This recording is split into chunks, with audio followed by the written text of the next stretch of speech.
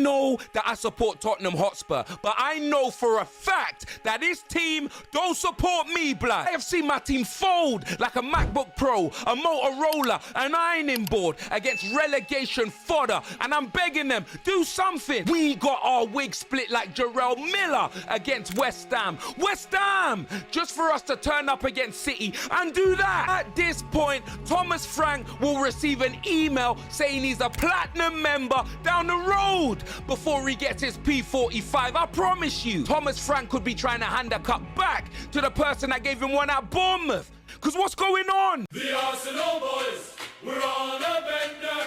Thomas Frank is a silver member. The Arsenal boys, we're on Someone tell me how I can celebrate this draw, fam. I can't even smoke it, fam. This point didn't mean anything to Tottenham. We didn't win, we didn't lose, we drew, blood. That just means we're victims, fam. Hello everybody and welcome back to Footy Social TV and the latest episode of Football Social this week. We start with the Man City Tottenham game, which finished 2-2, leaving both Man City and some Tottenham fans not happy with the result, which leaves Arsenal now 6 points ahead of Man City. Manchester City have drawn 2-2 with Tottenham, giving Arsenal a huge advantage in the title race. 2-0 up as well in the first half. I don't know what I was watching. It was absolutely embarrassing. A lack of leadership, a lack of character, a lack of ambition, a lack of any kind of grit and substance. And these Manchester City players, I'll back them until the cows come home as some of the living legends of Premier League football. Bernardo Silva, think about Ruben Diaz when he's fully fit. I think about Nathan Ake. I think about Bernardo Silva, Phil Foden. None of them on display today showing any sign of courage, or they're not in the squad. However, there was a controversial goal in this match as Solanke scored his first. Should the goal have stood? Well, we are now introducing our new segment of the show, the Fan Verdict. We have collected some of your favourite creators' reactions to the first Solanke goal, and let's see if more people think the goal should have counted or have been disallowed. Forget VAR. Let's see what the fans are saying. This is the Fan Verdict.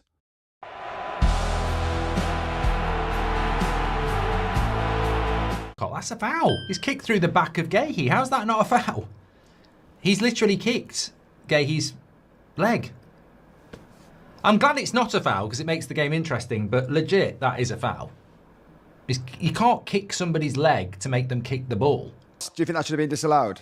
It's stone wall. If it's given, I watched it once in full speed, and we all went, "That's a foul." Fucking leg. If it's given as a Solanke goal, by the way, it should absolutely not be a goal because A, it's a Gahey touch to go in, and if that's correct, that implies that Solanke's fouled him. Lucky finish. Do you think that is a foul? I don't know if it's a foul because Gahey puts his foot between the ball without kicking the ball. He just puts his foot in the way. True. Exactly. I don't think that should ever be a foul. You can't just put your body there and say, "Yeah, come through." It's a foul. You can kick the ball away. He didn't kick the ball away. If Gahey kicks the ball away and then gets kicked, then it's a foul. Yeah. There. How is that not a foul? What the hell? That's ridiculous. Watch. Mark Gay's got there. Look, kicks through. He kicks through Gahey. I get what you're saying. I actually get what you're saying. But why that one is harsh because Solanke's already shot. It's not like he's kicking him on purpose. He's already shot. He's not expecting his foot to be planted there. Brother, it ain't, brother. How's that a foul? Gahey put his foot there, Solanke kicked the ball, black. So there we have it according to the Fan Verdict. VAR got that decision incorrect and the goal should have been disallowed. 6 people thought VAR got it wrong, while just 4 people agreed with VAR on this one. What do you think? And be sure to follow us on X if you want to be involved in the polls we do for future episodes.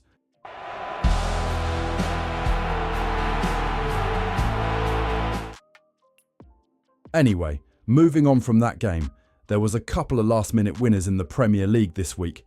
One coming from Chelsea and one coming from Man United as they both keep up their winning form in the hunt for Champions League football.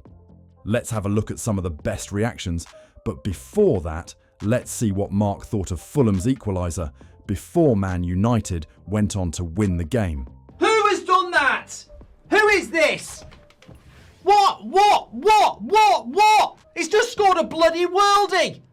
That's hard to take, that is. That's like a prostate check from King Kong. That's hard to take. That hurts. However, Goldbridge wasn't thinking about King Kong's finger for too long, as only a few minutes later, Man United score the winner, meaning they have now won 3 games in a row, leaving one person dreaming of that haircut. Sesko! Goal! Get in! Get in! Brilliant! Absolutely get in! Come on! Sesko 3-2! Get in! Come on! Moving on to the Chelsea game, Enzo Fernandez also scored a last-minute winner for Chelsea. Ciao, Pedro. Enzo. Yes! Come on! Yes! It's 3-2 to the mighty Chelsea! We've come back! I don't know how! I really do not know how! But we've come back for the 3 points! That Chelsea goal left Man United and Liverpool fans fuming as they keep up their winning form in their hunt for the Champions League qualification, and this United fan is feeling the pressure. West Ham, you had one job. West Ham. But you Chelsea, I'm sorry, you are jammy. How, what, where, when? Brother, explain to me that game. Explain to me that game. How have Chelsea won that game? The new Chelsea manager has started off his Chelsea career fantastically and will be looking to put his only loss at the club so far right in tonight's second leg game against Arsenal. Can he and Chelsea overturn the 3-2 loss in the first leg? With the form of Pedro and Enzo Fernandez, it's definitely possible. How good is Enzo? Well, have a listen to this. And of course, a little bit of respect to Enzo Fernandez, who I will continue to maintain is a proper litmus test, if you know football or you don't. The people that don't rate Enzo Fernandez, for me, their football opinions are completely irrelevant because you don't understand anything about football. There's no way you cannot rate this guy when you watch him play. There's just none. But we'll leave it at that. Full credit to Rossignol. So now the question goes to you. How good do you think Enzo is? Leave your thoughts in the comments below. On to Saturday's 8 o'clock game, Liverpool versus Newcastle. Both teams needing a win for their Champions League qualification goal. Let's have some creators take us through what happened in the match. Sit back and enjoy the next few minutes of action. Gordon, have a shot. Gordon! Let's go! Vamos! Anthony Gordon! What a strike that is! Yes! 1-1, Ekatike, get in! Ekatike, get in! Verts to Ekatike, 1-1. Come on! Ekatike's in. Ekatike. Oh, fuck. I'm done with this, man. I'm done with this. Well, I'm done with this, bro. I can't stand this guy, man. I fucking can't stand this guy, man. Why is he this good, man? Why is this guy this good? I'm really, really annoyed by this. What? How is he this good? Lays it off to Wirtz. What a goal. What a goal. Brilliant. Goal and assist for Wirtz. Starting to find his form. People were writing him off. I did say he will get good at some point because he's too good a player to be shit. Salah with the assist. Lovely play by Wirtz. Game over. Brilliant performance from Liverpool from going 1-0 down. Begrudging respect. More like Liverpool of old there. The way that they carved Newcastle open and well, that finish is better than it needed to be. Yeah. Oh, Pope's dropped it. And it trickles in there. Oh, Nick Pope, what are you doing? Kanate scores. And that just tops the night off. That just tops the night off. 4-1 to Liverpool. Connor says Billy felt a fart. I have no idea, but it's 4-1 to Liverpool. Pope came for the corner. He drops it. It's then stabbed by Kanate, and somehow the ball rolls into the net as Nick Pope is scrambling back. The result left these two Newcastle fans having a difference of opinion regarding the manager, Eddie Howe. And the basic mistakes our manager made in this game, they should be a fucking eye-opener to everyone because they've been happening all season, but it was there for everyone to see in this match. Even the most delusional Eddie Howe fanboy, right? And I understand the love for him, I really do. He's a lovely man and he's done good things for us in the past. But this season has been nothing short of a shambles from Eddie Howe.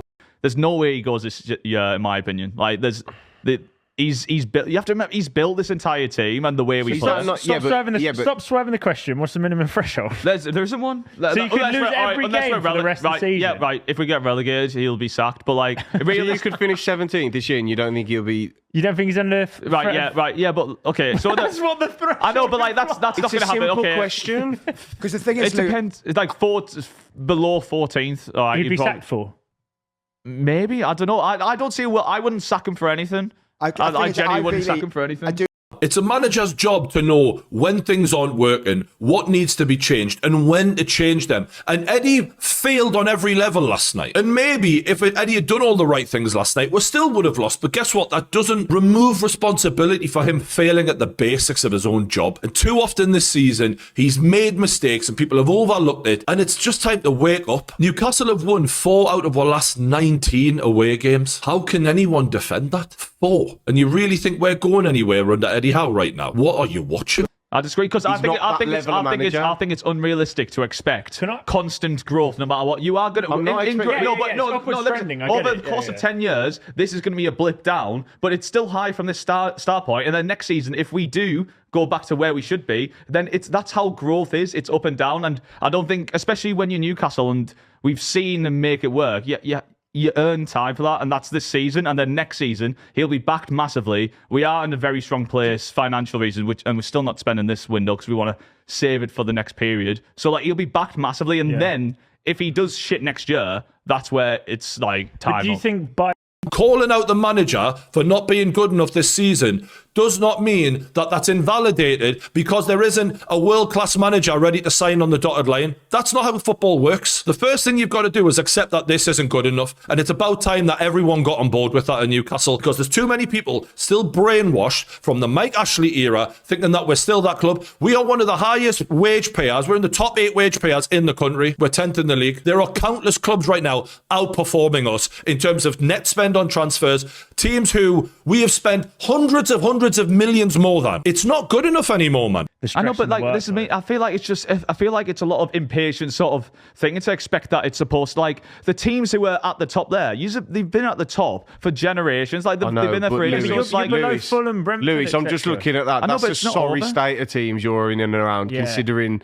the wages and the money you're like. Our wages are only like 8th in the Prem, like 8th highest in the Prem. Yeah, that's high. Yeah, we're two beyond that position. So you're completely underperforming. I know, but like, lads, you're talking as it with one point off that position, and you're talking like the season's over. Like, it's such a harsh look. It might get worse from here, but then it might get a lot better. 7 points off Champions League already. Yeah, but which Newcastle fan do you agree with more? Should Newcastle be looking to move Eddie Howe on, or should he be given more time because of everything he has done for the club? Be sure to leave your thoughts in the comments below. Thank you all for watching Football Social this week. Please feel free to put any recommendations for new segments/creators to use in future videos. We will catch you in the next one.